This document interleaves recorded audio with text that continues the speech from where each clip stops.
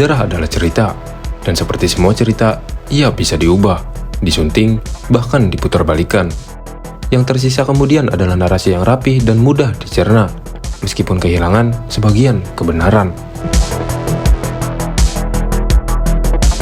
Kita diajarkan bahwa penjajahan Belanda adalah masa kelam penuh penderitaan, bahwa rakyat dipaksa kerja rodi tanpa upah, membangun jalan, benteng, dan pelabuhan demi keuntungan VOC.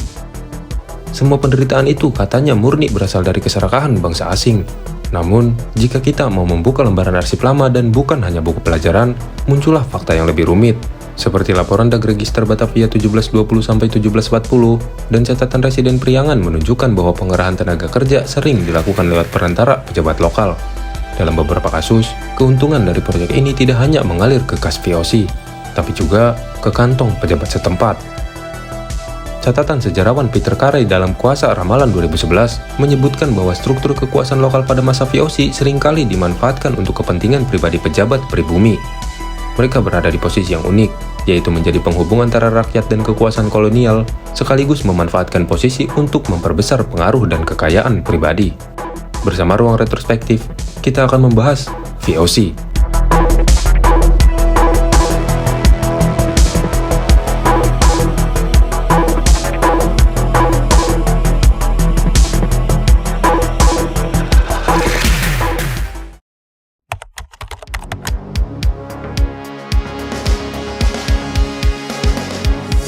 Pada awal abad ke-18, VOC bukan sekadar perusahaan dagang. Mereka adalah kekuatan politik dan militer. Dengan armada kapal yang menguasai lautan, VOC mengendalikan perdagangan rempah dari Maluku, beras dari Jawa, hingga tekstil dari India. Dan untuk menopang kekuatan ini, mereka membangun infrastruktur besar-besaran, seperti pelabuhan, gudang, jalan raya, hingga benteng pertahanan. Narasi populer mengatakan semua itu dibangun dengan kerja rodi, dengan tenaga rakyat yang dipaksa bekerja tanpa bayaran. Sistem ini disebut Krop Labor dan memang berlaku di banyak daerah. Rakyat diwajibkan bekerja beberapa hari dalam setahun untuk proyek negara. Dalam kasus VOC, negara itu adalah korporasi bersenjata. Namun, menurut Arsip Nasional Republik Indonesia atau ANRI, yaitu koleksi VOC 1733 nomor 1278, pengerahan tenaga kerja jarang diawasi langsung oleh serdadu Belanda. VOC memberi perintah pada bupati atau kepala daerah, yang kemudian menurunkannya ke aparat desa. Dan disinilah peluang penyelewengan pun muncul. Bayaran untuk kerja ini memang ada di atas kertas. Contohnya, kontrak antara VOC dan Bupati Cirebon tahun 1733 mencatat upah pekerja harian, tetapi laporan internal menunjukkan bahwa sebagian besar dana berhenti di tingkat pejabat kabupaten. Dan catatan memori Van Overgave atau laporan serah jabatan juga mengindikasikan adanya pengurangan biaya operasional yang merugikan bagi pekerja.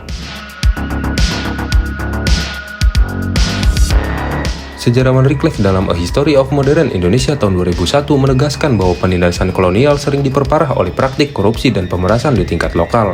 Akibatnya, rakyat tidak hanya menderita karena VOC, tapi juga karena elit bangsawan pribumi.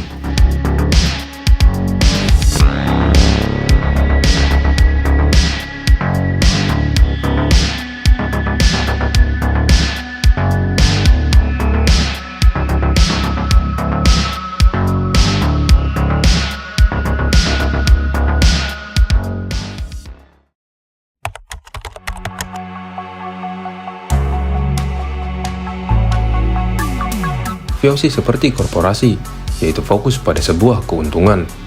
Mereka tidak peduli apakah kerja rodi membuat rakyat sengsara selama target proyek terpenuhi. Tetapi bagi pejabat lokal, ini adalah kesempatan emas. Mereka berada di posisi yang strategis. Di satu sisi menerima perintah VOC, di sisi lain menguasai rakyat. Bupati atau adipati menjadi perantara penting. Mereka mendapat gaji dan fasilitas dari VOC, tapi juga memanfaatkan jabatannya untuk memperkaya diri. Arsip Radvan Indi 1741 mencatat kasus bupati yang menggelembungkan jumlah tenaga kerja, seperti VOC memesan 500 orang untuk proyek gudang, tapi bupati melaporkan 800, dan selisih 300 ini diarahkan ke proyek pribadinya. Menurut catatan Carey 2011, praktik ini umum terjadi di Jawa bagian tengah dan timur. Rakyat sulit membedakan mana perintah VOC dan mana perintah pejabat lokal, karena keduanya dibungkus ancaman hukuman yang sama. Pajak tambahan pun menjadi modus lain, dan pajak ini tidak tercatat di laporan VOC, karena sepenuhnya masuk ke kantong pribadi pejabat lokal. Dalam Dagregister Batavia 1738, terdapat laporan keluhan dari rakyat di wilayah Kedu tentang pajak air yang dipungut oleh pejabat setempat. Padahal, proyek bendungan tersebut dibiayai VOC. Kondisi ini menciptakan persepsi tunggal bahwa semua penderitaan datang dari Belanda, sementara peran elit lokal tenggelam di balik narasi besar penjajahan.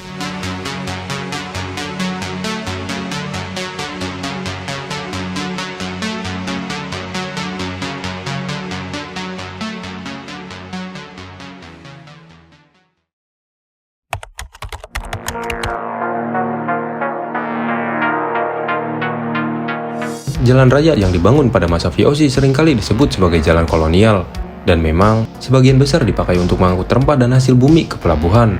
Namun laporan Memori Fund Overgave Presiden Semarang tahun 1751 menunjukkan bahwa beberapa jalan berakhir di kompleks kediaman Bupati, bukan pelabuhan.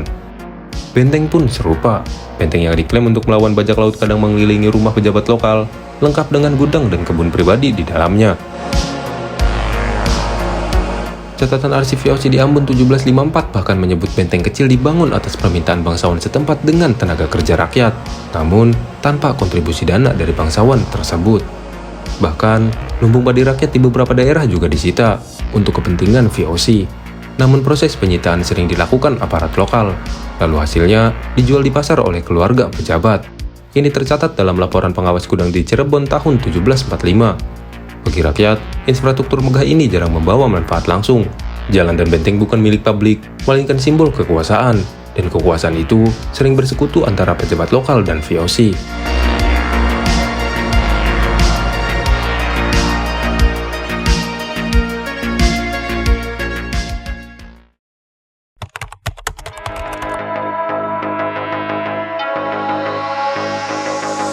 Kita memasuki era pergerakan nasional, dan tokoh-tokoh perlawanan membutuhkan musuh bersama yang jelas, yaitu VOC dan Belanda, sehingga cerita kerja Rodi tanpa upah murni dari penjajah menjadi narasi yang efektif untuk menyatukan rakyat.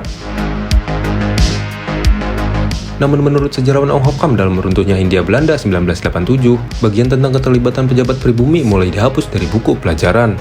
Alasannya bukan hanya politis, tapi juga praktis. Banyak keturunan bangsawan ini tetap berpengaruh dalam pemerintahan setelah kemerdekaan, sehingga mengungkit masa lalu mereka berpotensi memicu konflik politik. Buku-buku pelajaran era 1970-an yang dianalisis oleh Anar Gonggong, yaitu sejarawan nasional Indonesia, memang cenderung menyederhanakan kisah kolonialisme menjadi hitam putih, demi kepentingan ideologi nasional. Akibatnya generasi demi generasi tumbuh dengan keyakinan bahwa penindasan masa lalu datang hanya dari luar, tanpa melihat kompleksitas kolaborasi kekuasaan di dalam negeri sendiri.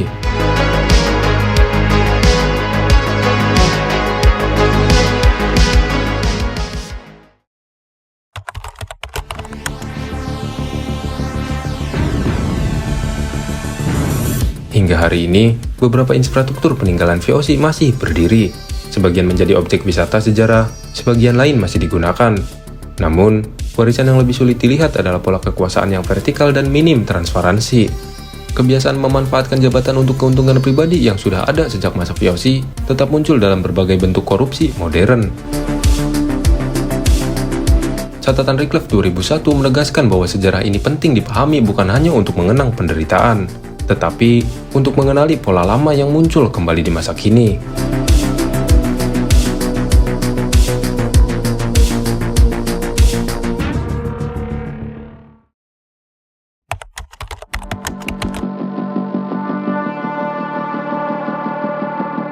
Sejarah VOC dan kerja Rodi mengajarkan satu hal penting, yaitu dalam setiap sistem penindasan, selalu ada pihak yang diuntungkan. Kadang mereka datang dari jauh, kadang juga mereka ada di sebelah rumah kita. Mengungkapkan bab yang hilang ini bukan berarti memaafkan penjajah, melainkan menuntut sebuah kejujuran dalam sejarah. Dengan melihat masa lalu apa adanya, kita bisa lebih waspada terhadap pengulangan pola serupa di masa depan. Dan saya pamit undur diri.